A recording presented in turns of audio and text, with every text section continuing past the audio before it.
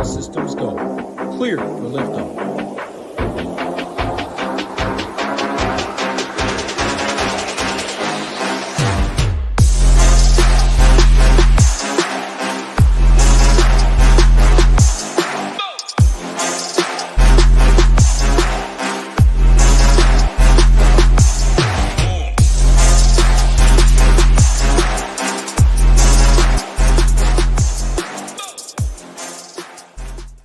What's up, guys? Hebrewcheetah here. I'm going to be breaking down this Saturday 10-game slate. As you can probably hear in my voice, I'm pretty sick right now, so I'm going to try to keep this one pretty short and sweet. Probably will end up going off on a few tangents, but try to keep this nice and sweet, nice, short and sweet for you guys. But anyways, let's dive right into the first game. Have the Orlando Magic taking on the Brooklyn Nets. Orlando's going to be on a back-to-back here, back end of a back-to-back after getting the win versus the Wizards. Nets right now slipping on defense, find themselves in the bottom 8 in defensive rating. They're getting beaten by three-point shooters right now, so we should look at some of the Magic shooters. They don't have a ton of them, but Franz Wagner, or Wagner, whatever you say his name, he's been showing somewhat of a ceiling lately. All these guys are pretty priced up right now. I'm kind of fine just fading this game as a whole. Don't really see anything that stands out, especially on the Magic side.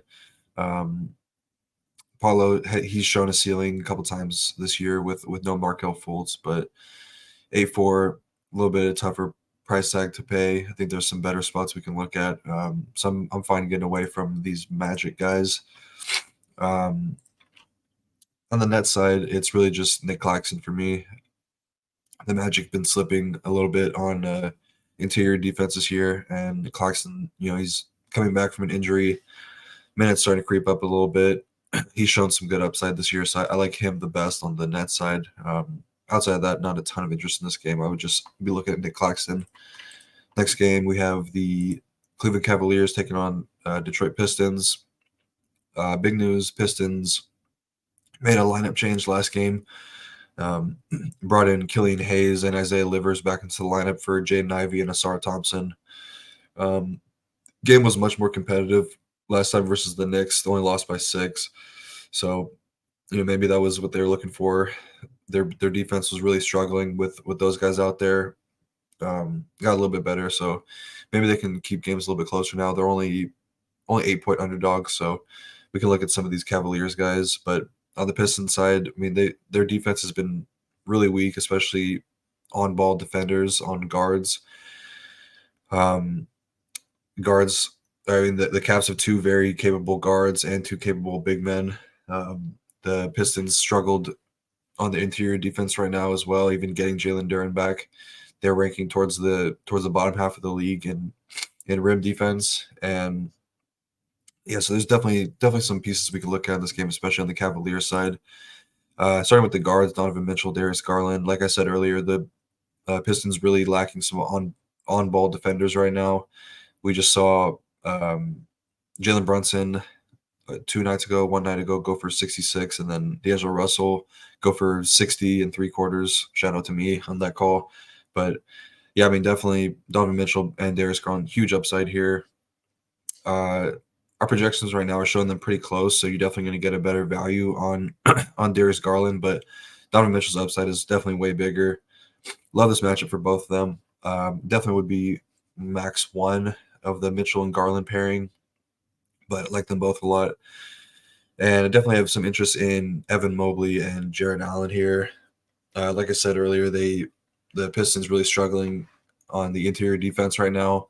Both these guys have pretty big upside. Obviously, Mobley a little bit more due to his scoring, and he's had a couple really big rebounding games, but don't mind Jarrett Allen either at 6'5". His minutes are pretty normalized now, so you can look at either one of them, but I would also be max 1 of those guys. But definitely a lot of interest in both of them, and both of Garland and Mitchell. On the Pistons side, kind of tough to break down right now. Cade Cunningham played a lot better last game, but price starting to creep up a little bit. Asar Thompson's questionable right now, so maybe that'll open up another spot, but it looks like they're going to be getting Bojan Bogdanovic back. he'll make his season debut. That would just muddy the rotation even further than it already is right now. So tough to want to invest in these guys. Jalen Duren seeing a pretty solid projection right now. His minutes back to normal. Tough to find upside though in this matchup versus the Cavaliers. So I'm pretty off of the Cleveland or the Pistons side, and just mainly looking at the Cleveland guys. All right, let's move over to the next game. New Orleans Pelicans taking on the Chicago Bulls. And yeah, a lot of injury news in this one. We'll have a good idea of how the rotations are going to look. We've seen it before. Pelicans going to be without CJ McCollum, not playing on the back end of a back-to-back, not cleared to travel yet. So he's going to miss this one. Trey Murphy, he just made his season debut on Friday, so possible that he misses just to kind of give him a night off and then get him ramped up. Also, Jose Alvarado missed, so Pelicans could be pretty thin on their side of things, and then the Bulls are going to be without Zach LaVine, and DeMar DeRozan's questionable. So saw how the rotation looked last game for the Bulls. I think we could expect something very similar. But starting with the Pelicans, pretty hefty price tags on both Zion and Brandon Ingram. Don't really love it. This matchup, matchup is fine for both of them, but pretty big pace down game. Chicago plays as one of the slower teams in the league, so I'm okay getting away from them at that price tag. But I think I would prefer Brandon Ingram slightly. He's always seen his usage numbers, assist numbers tick up with no CJ McCollum, so he would be my preferred option of those two guys. More so interested in the Herbert Jones, Dyson Daniels, and Jordan Hawkins type of plays. Just Bulls are getting killed by the three-point shooters right now. They're dead last in the league in three-pointers allowed. So I would look at those guys, especially if Jose Alvarado misses too. It's just going to condense the minutes around them. Trey Murphy, if he misses too, going to condense the minutes around those three guys. I think I would like Hawkins the most out of the three. He's not afraid to check it, and he's had 50-point upside a couple times this year, so I definitely would not mind him at 5'4", only if everybody's out though. And then on the Bulls side, if DeMar is out, you can go right back to Vucevic. Matchup is totally fine versus Joval. I saw a huge usage rate, up to 30% last game, 24% assist percentage. Seems slightly underpriced if DeMar DeRozan were to miss. And then all the secondary guys are pretty priced up. Kobe White, 6'9". He probably won't be owned, but he's shown upside. He's going to have to play a ton of minutes if no DeMar. Played 45 minutes last game, put up 43 DraftKings points. So, if that's what his role is going to be with all these guys out, he's probably underpriced. And don't really have a ton of interest in any of the secondary guys. Maybe Torrey Craig, 4,200, he'd be okay, but that's about it. All right, next game. Got the Indiana Pacers taking on the Miami Heat. Just saw these teams play a couple nights ago. Massive game total here. Should be pretty straightforward. We know how this game's going to play out. Pacers games always play super fast, high scoring, and pretty easy to break this down. On the Pacers, it's just Halliburton or bust pretty much. Matchup will be a lot better for all of these guys with no Bam Adebayo on the other side. They should be able to attack the rim a little bit easier, but I think just all of the upside is kind of just condensed around Tyrese Halliburton, so he would be my only interest. He's been a stud this year. Kind of have to start talking about him in the same sentences as the Jokic, Giannis, Joel Embiid type of plays. He's just been that good, and should see a ton of success shooting the ball here, just like we saw last game. Put up, I think he made over around six three-pointers. So I like the matchup for him again. And then Miami, they're without Bam, so I think you could definitely fire up Jimmy. 9.1K, pretty hefty price tag, but put up 54 last game. That Bam he played, but then he missed most of the game. He missed the second half of the game, put up 54 DraftKings points in that game. So he's okay, and I think that with no Bam, it should give. I think everybody will probably run to play Thomas Bryant, Orlando Robinson. I don't necessarily think that they're great values. Just looking at the rotations, how it went with the second half when Bam went out. Thomas Bryant only saw one rotation. I think it was for 5 or 6 minutes, and then Atlanta Robinson saw like a 4-minute rotation in the fourth quarter. So I think if anything, he will probably be more fun playing small ball. Maybe Kevin Love gets more of a boost, and guys like Jaime Jaquez and Caleb Martin, Haywood Highsmith, even those type of guys would probably get a bigger minutes boost. So I would be looking more so to them than the bigs in this one. All right, let's move to Atlanta and Milwaukee. 250-point total. This one's going to be really fun to watch. Pretty easy to break down these teams too. I mean, it's on the Hawks side, just Trae Young pretty much for me. They're playing great. Always like attacking the Bucks with opposing guards. Should have a great matchup. So I like Trae Young a lot as a spend up. 10.3K, starting to get up there, but he's definitely been playing really well lately. So I'm fine going to him. Tough to play DeJounte right now alongside Trae. The ceiling is not really there as much as I love the guy as a player, but fine getting away from him. And none of the secondary guys are really too much in play for me. I guess if you wanted to get to like DeAndre Hunter, Sadiq Bey type plays, you could, but not really running to play those type of guys at their respective price tags. And then on the Bucks side, really like this matchup for Giannis. Been trying to attack Sadiq Bey as a defender with opposing power forwards. Loved the matchup the other night with Evan Mobley versus him, and definitely like this one for Giannis. 11.3K. That seems a little too low for Giannis. Gonna have a huge size advantage, so I like Giannis a lot here. Dame will get a little bit of a tougher matchup versus DeJounte Murray, but his role and his minutes have been really good lately. Just seems more like a floor play than a ceiling play while he's sharing the court with Giannis. But 9.3K, totally fine going there. Always fine playing Brook Lopez, going to be low owned as well. He'll get a ton of clean looks from three. Clint Capella's not going to be running out there to guard him on the 3-point line. He's going to want to stay near the rim. So we've seen Brook Lopez put up some really big ceiling games with his scoring and block upside. So definitely like Brolo. And then Malik Beasley, pretty interesting play as well. He's been playing a lot better, taking on a bigger offensive workload. Minutes have been in the upper 30s. Good matchup versus Trae Young. The Hawks are bottom 7 in three-pointers allowed in the year. So, I mean, he's going to be a kind of a sneaky low-owned play in a game that you're going to definitely want to have pieces in. But definitely like this game. You're going to want to look to multiple guys in this game, I think. Let's move over to OKC versus Dallas. Luka missed the last game due to the birth of his daughter. So I'm guessing he'll be back here. Home game for Dallas, so he's going to be in the area. He should be able to make this game, I think. And then we got news that Kyrie Irving was uncertain for this game, so not too sure what's going on. He might be going through one of his mood swings where he just doesn't feel like playing basketball anymore. So do with that what you will. He probably won't play, and it's going to open up a lot of minutes and a lot of usage for some of the secondary guys. OKC, pretty clean injury report. They don't really nothing to look at right now. Both these teams playing pretty fast and pace this year. Mavericks bottom 8 defense. OKC's top 5 defense and one of the top offenses in the league. They're just playing out of their minds right now. But yeah, matchup should be really good for Shai Gilgeous here.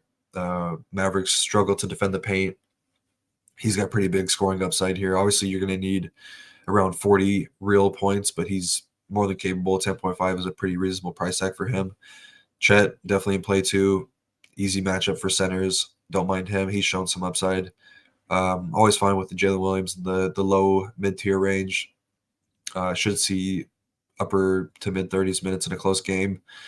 Okay, getting away from Josh Giddey. Just not playing a ton of minutes, and with all the stuff going on off the court, I think it's fine that he's probably not all there right now. Doesn't have his mind in the game. He's not really playing a ton of minutes, so I'm fine getting away from him. And yeah, the Mavs pretty much just gonna be. I mean, Luka for sure if he's in. It seems like a solid spend, but tough matchup versus Lou Dort.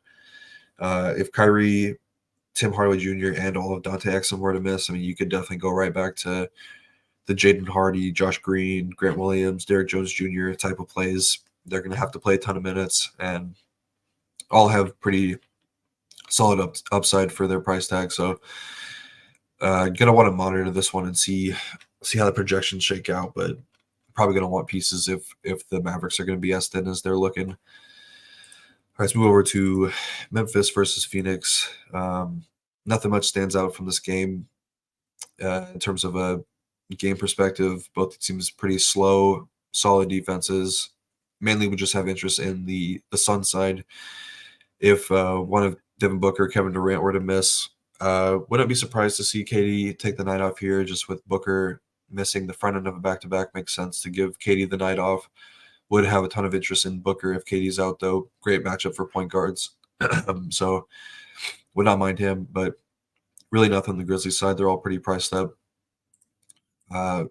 Portland versus Utah, two of the worst teams in the league, going to face off again.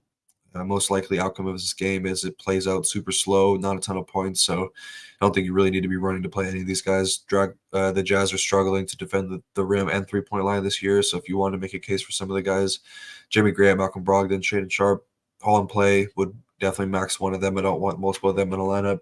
I think I lean Shaedon Sharpe the most. His minutes seem the most secure in the upper 30, so fine with him. DeAndre Ayton could float around, but tough price tag for him to pay off in this matchup. And then on the Jazz side, they'll be pretty thin again. No Clarkson, no Lauri Markkanen.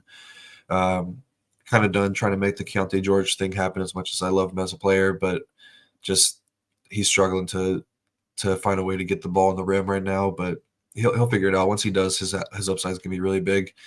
But fine, get away from him. Hoping that Walker Kessler will get the start here. Been playing much better since he returned from his injury. Seeing upper 20s minutes.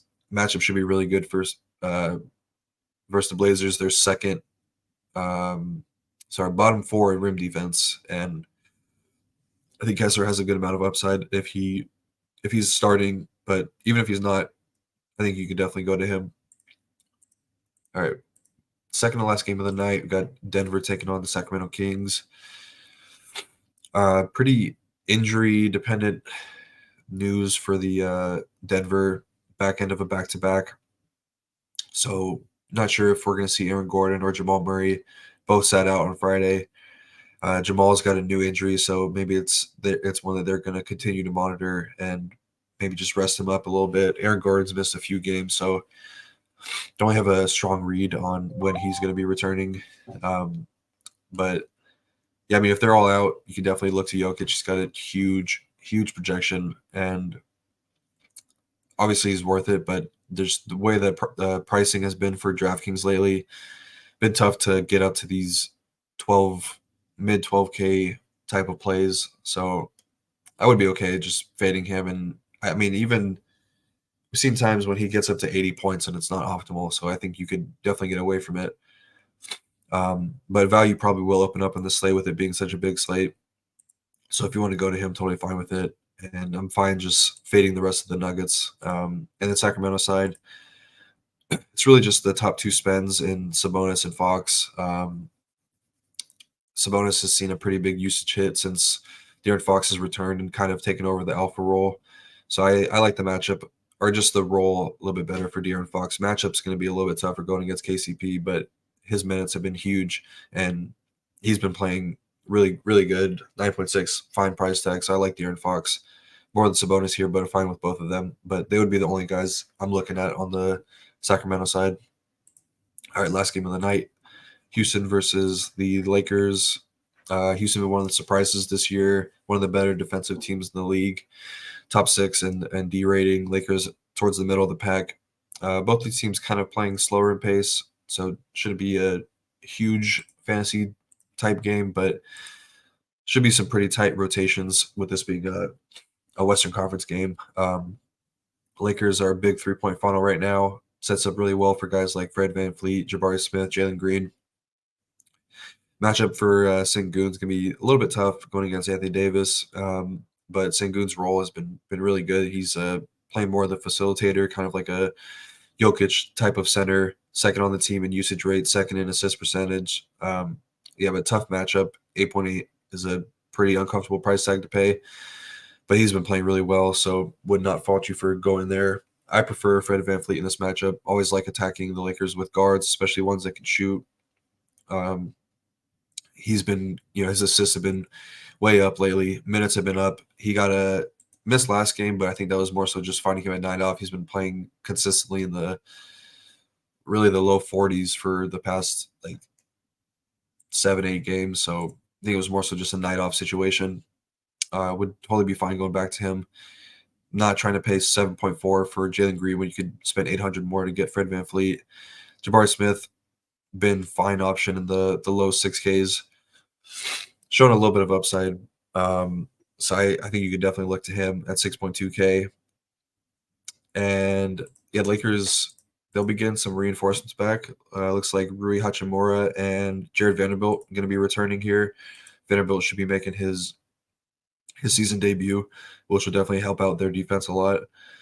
But as far as like fantasy goes, pretty interested in D'Angelo Russell. He's been playing much better the last couple games. Assist numbers have gone way up, and as his numbers have gone up, so has Anthony Davis. They're playing a pretty solid 2-man game right now with their pick and roll.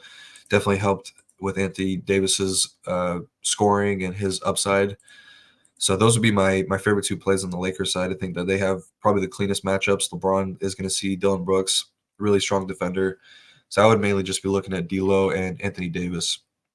But yeah, I mean, 10-game slate, probably going to be a ton of injury news. So you definitely have to be in Discord all day and keeping up with that. Unfortunately, I will not be there to help you guys out. I'm going to take the day off tomorrow, rest up, and hopefully be better for next week so I can get back to the grind. But yeah, good luck on this Saturday slate, everybody, and hope you guys have a good weekend. See you later.